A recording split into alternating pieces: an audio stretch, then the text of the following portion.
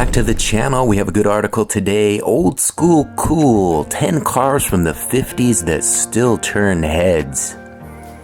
The 1950s were about big ideas, big chrome, and even bigger presence on the road. This was an era when cars didn't just get you from A to B, they made an entrance. And while plenty of designs came and went, some cars from that decade still have a way of pulling all the attention, no matter where they show up. Whether it's the fins, the stance, or just the aura of something built before cookie-cutter design took over, these 10 classics still turn heads like they did the day they rolled off the line. First up is the 1957 Chevrolet Bel Air. The 57 Bel Air is probably the most recognized face of the 50s car scene. With its tail fins, chrome, and iconic grille, it was everywhere back then and still draws a crowd today. Under the hood, you could get a 283 V8 with fuel injection, making it up to 283 horsepower. It wasn't just about looks, it was quick for its time. The hardtop coupe version became a favorite among hot rodders, and today it's a go-to classic for anyone who wants that full 50s vibe without trying too hard. Up next is the 1955 Ford Thunderbird. The original Thunderbird was Ford's answer to the Corvette, but it leaned more towards luxury than full-blown sports car. It came with a 292 cubic inch V8 making 193 horsepower and had an optional 3-speed manual or automatic. It was smooth, stylish, and surprisingly fast. The low roofline, porthole windows, and wide stance gave it serious curb appeal. The 55 T-Bird wasn't trying to be aggressive, it just cruised in with confidence. Even today, you can't miss one when rolling by. Up next is the 1953 Buick Skylark. Built to celebrate Buick's 50th anniversary, the 53 Skylark came fully loaded. It had a 322 nail-head V8 under the hood paired with a Dynaflow automatic. The car made around 188 horsepower, which wasn't earth-shattering, but the Skylark was all about style. Only 1,690 were made, so spotting one now is rare. The wraparound windshield, wire tires, and lowered stance give it a completely different feel from anything else on the road in the early 50s. It's got presence, plain and simple. Up next is the 1959 Cadillac Eldorado Biarritz. If you're talking about 50s cars that go big, the 59 Eldorado Biarritz is top tier. Those towering tail fins and dual bullet taillights are instantly recognizable. It came with a 390 cubic inch V8 pushing 345 horsepower through a 4-speed automatic. This car was built to cruise, not corner, but it didn't matter. It was all about making a statement. Convertibles like this were the height of luxury, and even today, nothing quite compares when it rolls up with the top down.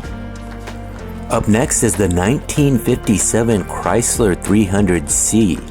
The 300C was part of Chrysler's Letter series, big, powerful, and dressed to impress. It had a 392 Hemi V8 making 375 horsepower, which made it one of the fastest American cars you could buy at the time. It could hit 60 miles per hour in under 8 seconds.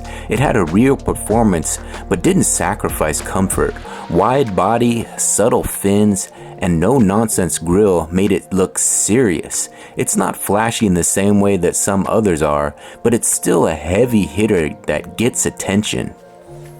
Up next is the 1950 Oldsmobile 88.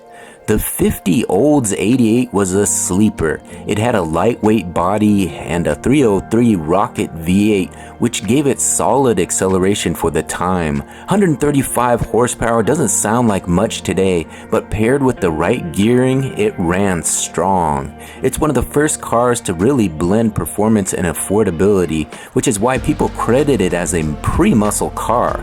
It had simple styling, but the performance made people pay attention. Even now, a clean one will turn more heads than you'd expect. Up next is the 1956 Lincoln Continental Mark II. The Mark II was all about understated class. It was hand-built, and with a $10,000 price tag in 1956, it cost more than a Rolls-Royce. Under the hood was a 368 cubic inch V8 making 285 horsepower paired with a smooth automatic transmission. Everything was about it was refined, with a slab-sided body to the clean roofline. It didn't scream for attention, it just stood there and owned the moment. If you see one today, odds are someone with serious taste is behind the wheel. Up next is the 1954 Kaiser Darrin. The Darrin wasn't a powerhouse, but it didn't have to be. It had a 161 cubic inch Willys F head inline 6 making 90 horsepower, but the real draw was the sliding pocket doors and fiberglass body, both wild features for the time. Only 435 were ever built, making it a rare sight even when new. It's got a long nose, swooping fenders, and a profile that feels more European than American. If one shows up at a car meet, people are definitely walking over for a closer look. Up next is the 1958 Chevrolet Impala. The 58 Impala was the first of its name, and it came in swinging. Big body, dual headlights, and wide tail fins gave it presence.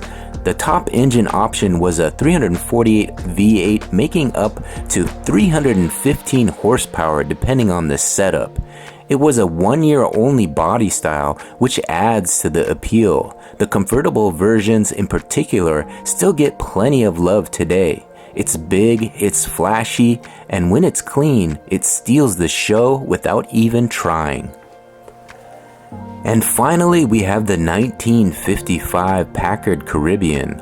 The Caribbean was Packard's high-end convertible, loaded with features most cars didn't have yet: power windows, power seat, and even a self-leveling suspension. It came with a 352 cubic inch V8 good for 275 horsepower, which moved the heavy cruiser along just fine. The two-tone paint and flashy trim made it stand out back then, and it still does now. Not many were made, and even fewer survived in good shape. Seeing one today is like spotting something from another world. Alright, there you have it. Old school, cool 10 cars from the 50s that still turn heads. I want you guys to get in that comment section and let me know which one of these cars is your favorite. Put it in the comment section. I'd be interested to hear from you. And if you enjoyed this article, please take a second to give it a like now. And if you really enjoy this type of content, consider subscribing to the channel.